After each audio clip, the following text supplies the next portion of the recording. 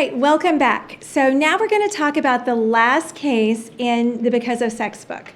This case is Peggy Young versus UPS and was decided by the Supreme Court in 2015. So it's only 5 years old. Pretty recent, and especially when you consider what this case is related to. So let's dive right into the key facts about this case.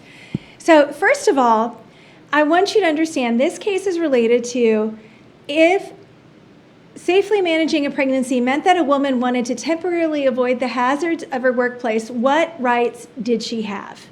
And what were her employer's obligations? So we've seen this in Johnson Controls, and that case involved lead and documented risk to the developing fetus. It impacted whether or not men could even have children. And so that was a very documented scientific real risk to employees. And in that case, the Supreme Court said what? It said that the employer couldn't overprotect a class of employees, in that case, women. And so there's this question of what obligations does an employer have in light of things like OSHA's general duty obligation to provide a safe workplace for all employees, so that's Section 706, and this idea of, but we can't overprotect people. So that's kind of the environment that this case is happening in. So what case does it bookend? Very much Johnson Controls. So this is following back along that stream of pregnancy-related cases. So it started with the California Savings and Loan. It's building on that with Johnson Controls. And now, all the way in the 2000s, we have this case with UPS and Peggy. So here's Peggy Young. She was an air driver for United Parcel Service. This was a part-time job. And UPS is actually a company that provides a lot of benefits to their part-time employees. So they get things like vacation and health insurance. So it's a really great part-time job. So she's doing it early in the morning, that 6:30 to 10 o'clock-ish shift, and then she switches to her other job, which is delivering flowers. But in 2005, she began trying to have a baby via in vitro fertilization. So in vitro is not a simple process, and I've known women where they've gone through multiple rounds of in vitro, and as a result, they've had to take time off work and things like that. So she's had 2 failed attempts. It's also very expensive. Even if you've got good insurance, it can be expensive. And so she's like, I really want to have another baby, and I can't do it right now, so I'm going to go on a leave of absence to get pregnant. And the idea is that that would lower stress and things like that.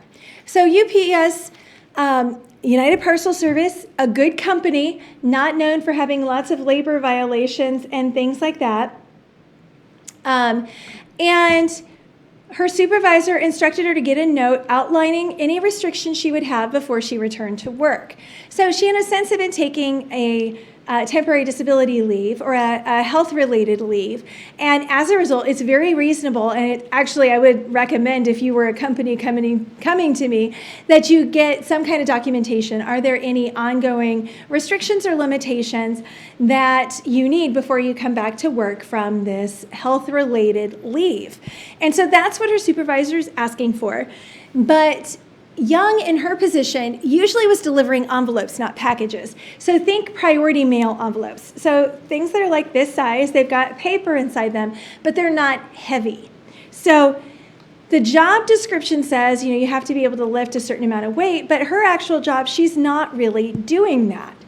So the UPS, her supervisor, pushes, she comes back, and she and her midwife are like, well, I don't need any restrictions because all I'm doing is lifting envelopes.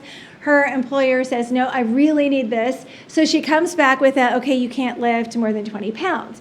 Well, the actual job, though, the description said she needed to be able to lift, I think it's up to 50 pounds. So she's told she can't work while she's pregnant because of that restriction, even though it doesn't relate to the job. All right. So she lost the $400 to $500 a week, plus her pension credit and her health benefits while she was pregnant. And then she returned to work after the birth of her daughter. And the loss of those health benefits actually caused problems for her when it came to actually having her daughter. So what happened? How did this happen in 2005? How did they get there?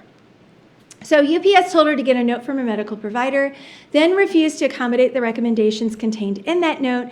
Essentially, that decision created the situation because they argued it wasn't covered by a temporary disability. So why would you request the note?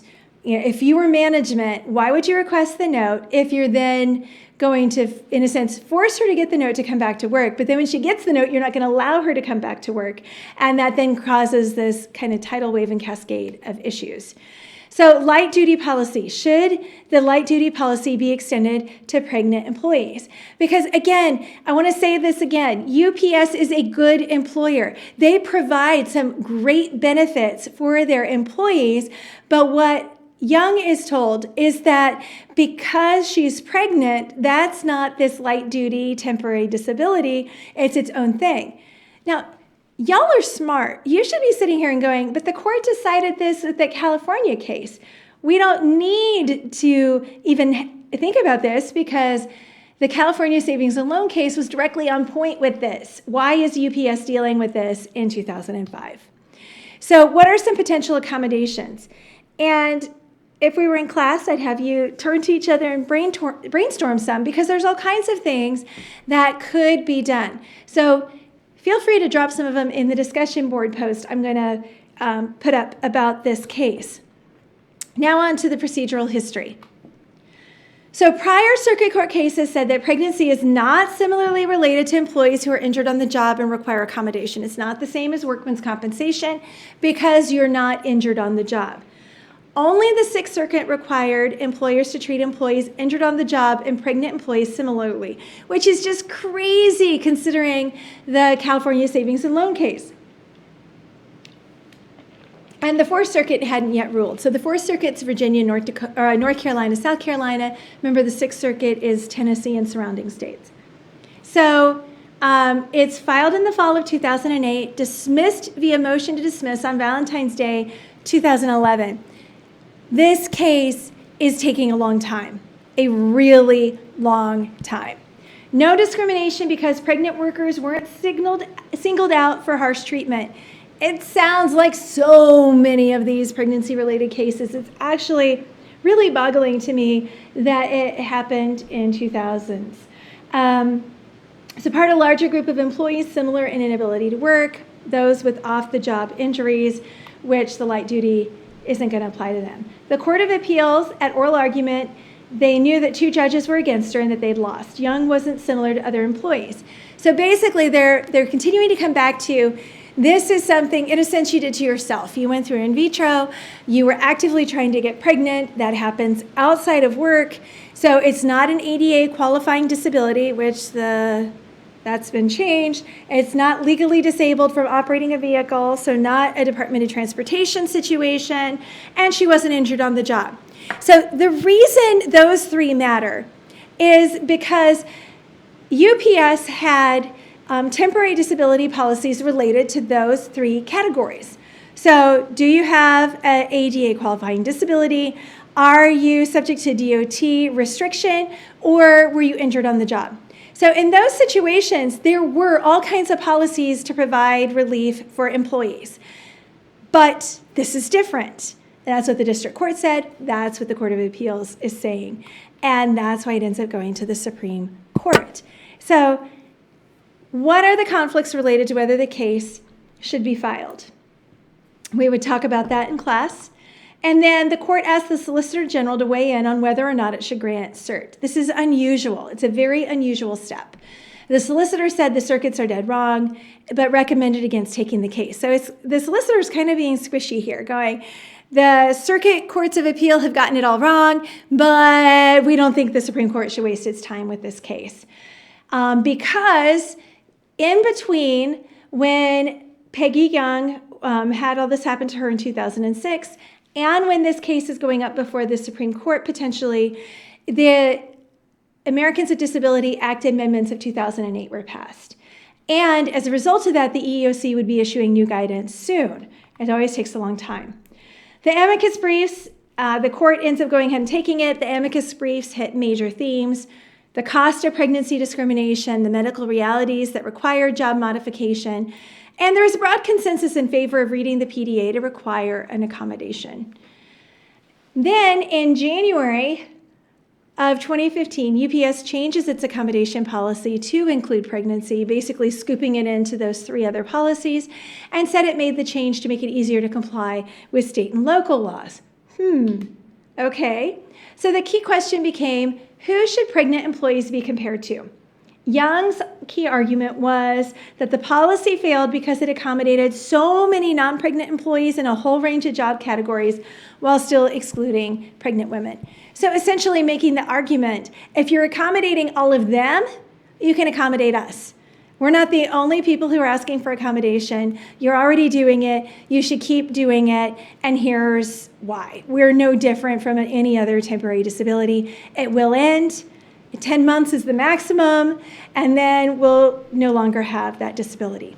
So it was a 6-3 decision in favor of Peggy Young. And why, when the employer accommodated so many, could they not accommodate pregnant women as well? So that argument from her attorney was really what the Supreme Court latched onto. So that's Young versus UPS. You can tell I'm a little incredulous that in 2005 through 2015, this was still happening. The good news is now it's very clear that pregnancy is just like any other temporary disability and must be treated the same way. All right, that's the last case. That's in our book, Because of Sex. And so you now have the full range of what the Supreme Court has done up until today.